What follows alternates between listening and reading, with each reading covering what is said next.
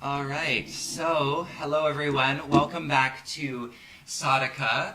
This is a Facebook Live show where I interview different yoga teachers and practitioners about their personal practice. And I'm here today with Reilly Nichols. Mary and I actually just recorded a Chitheads interview, which is going to be released this weekend, most likely.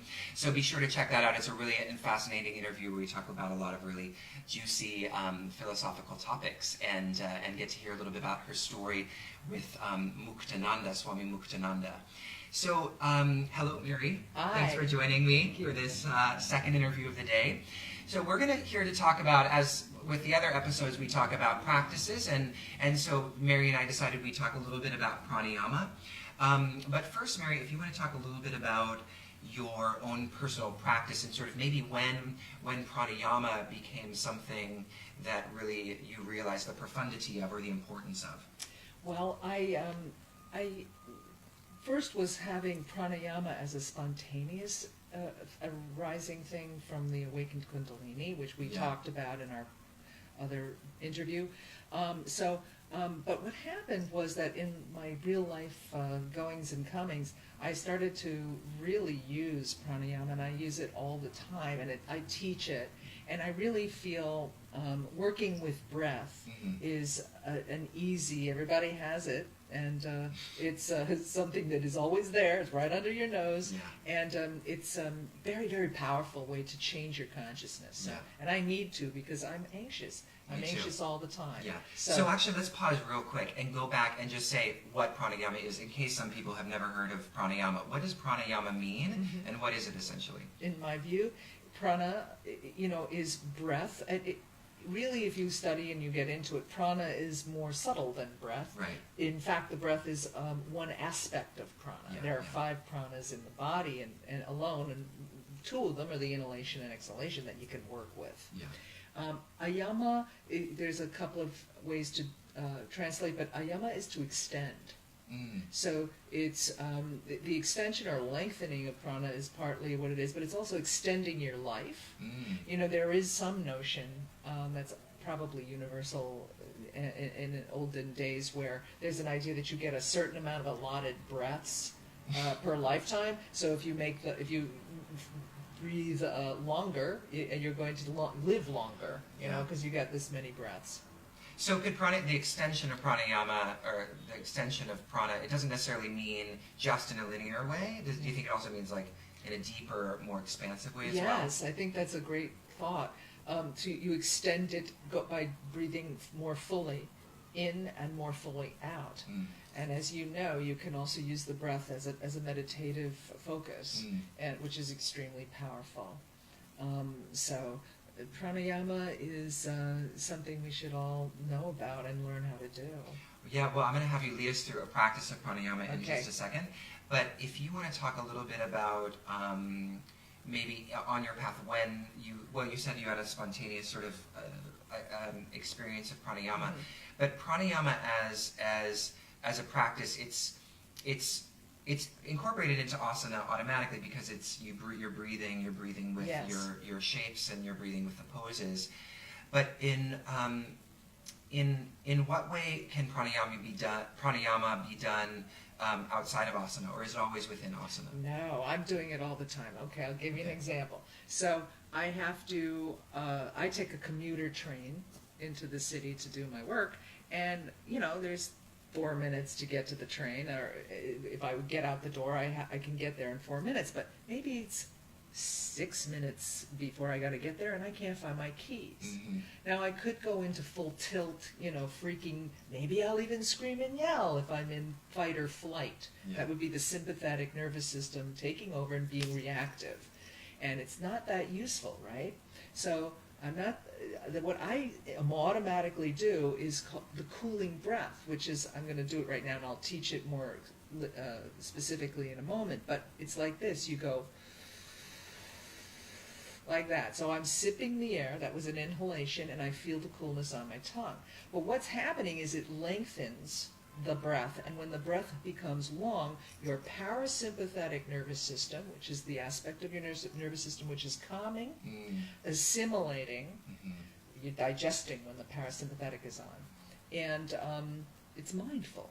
It's choice. It's not reaction, it's choice. So, if you're too parasympathetic, you won't get out of bed, okay?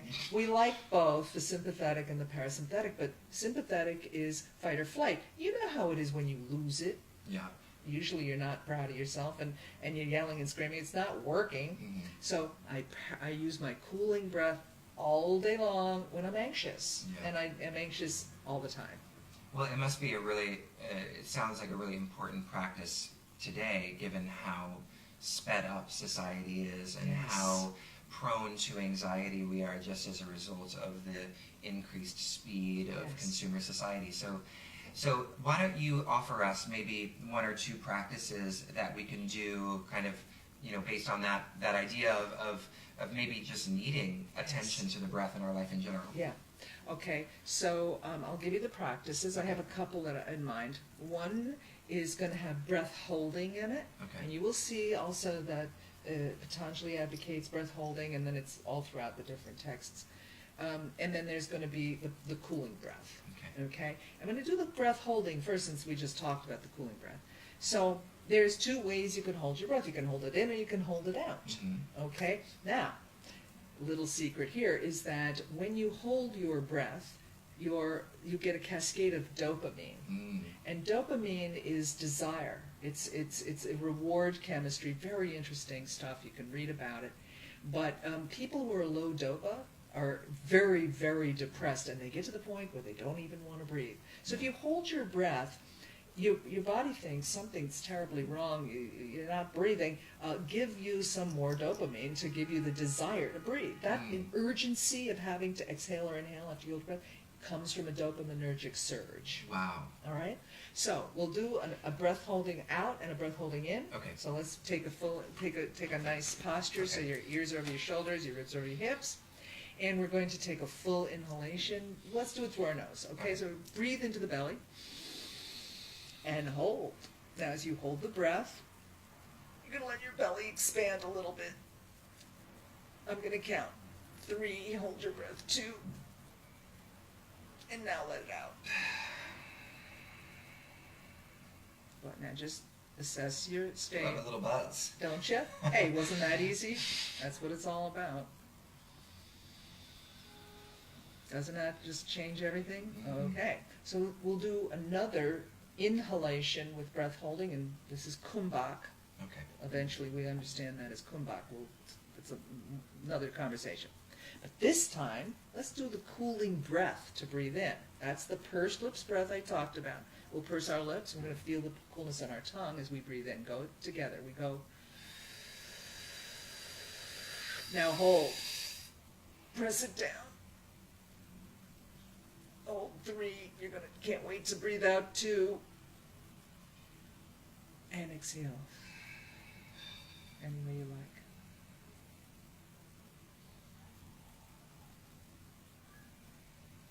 Feel it? Yeah.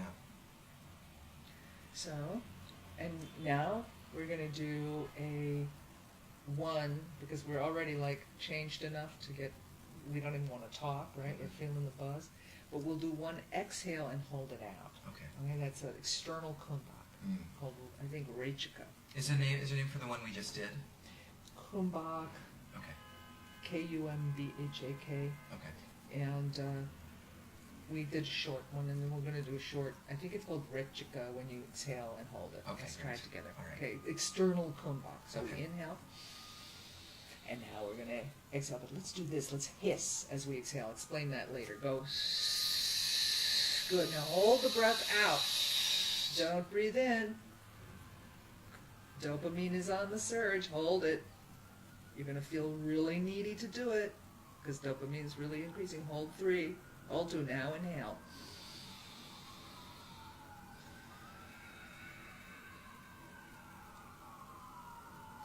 And that we'll do. Let's do another. Okay. And when you after you hold your breath out, you always take a full inhalation. So if people say I can't breathe in deeply, I don't know how to do it, just breathe all the way out and hold it. You'll breathe in deep. Let's try it together. Okay, when we hiss,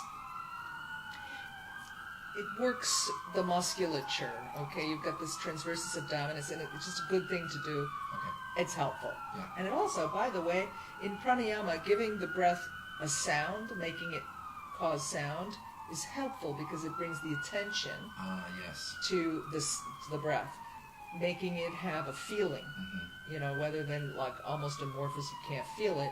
Make it, when we do cooling breath, we feel it. And when we hiss, we hear it and we feel it. Yeah. It's a little helpful. Mm-hmm. Okay. Breathing in. We're going to hiss out. We're going to go. Now, hold that breath out.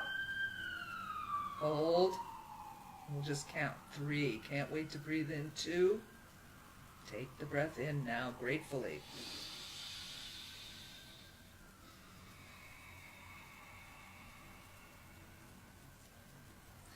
Gratitude, which is something we all know is a beneficial attitude, happens automatically when you hold the breath. Mm. Because once you inhale, there's this sense of satiety. Yeah.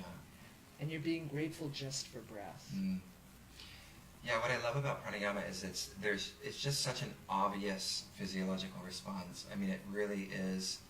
It's the dopamine. I never realized it was dopamine that was being sort of called forth, but it does have such a kind of, it clears things out so quickly. It really does like clarify things. So that's really beautiful. Thank you so much for sharing. Such a pleasure. Yeah, do you want to share anything else about pranayama before we leave? Yeah, I would like to add Yes. that I do this thing which is incredibly simple and easy, Mhm. which is I love, okay, when I'm doing a little pranayama, I'm doing my cooling breath, or I have nothing better to do and I'm walking around, I love my breath, okay? So I you know what love is, and people say, what are they talking about love? Well, you love your dog, you love chocolate, you love something, Mhm. you know the feeling, it's a cherishing. You do that to your breath, and then what you're doing is you're cultivating the chemistry, the neurochemistry of love, and it gets into your cells. Your cells have receptors. So you can be in bliss just by adoring your breath. And there's much deeper philosophical and scriptural reason to understand the love of the prana as a great way, you know, to... Well, it's just so accessible. I mean, I think the idea of adoring your breath and falling in love with your breath, it's a very radical idea, because the breath, for most people, unless they are engaged in a yoga practice, it's just something unconscious. They don't think about it. You know, there's so much that can be read into the breath. Mm-hmm. So much about someone's character and personal disposition is evidenced in the way that they breathe. So true. And the idea of you know, having affection for your breath, like seeing your breath as sacred, developing a relationship with it, I think is so powerful. And like I said, like it's a radical act. Yeah. Yeah. Easy too. Cool. Yeah, easy. We like easy. It's easier than all that other stuff that we're talking about. Yeah. Yoga. All right. Thank you so much, Mary. This has been such a pleasure. For those of you out there who would like to, where is my little machine here? Get on our mailing list, and you can get information about when our episode with Mary gets released, the Chitheads episode that we just recorded. Go ahead and text the word embody, E-M-B-O-D-Y, to the number 44222. And then there's also a special discount code for you if you want to download any of our video talks from our masterclass collection. And that discount code, as you can see on the video, is SADHAKA15. Okay, so thanks so much, everybody. It's been such a pleasure. We'll see you next time. Peace. Thanks, Mary. Thank Bye-bye. you. Bye.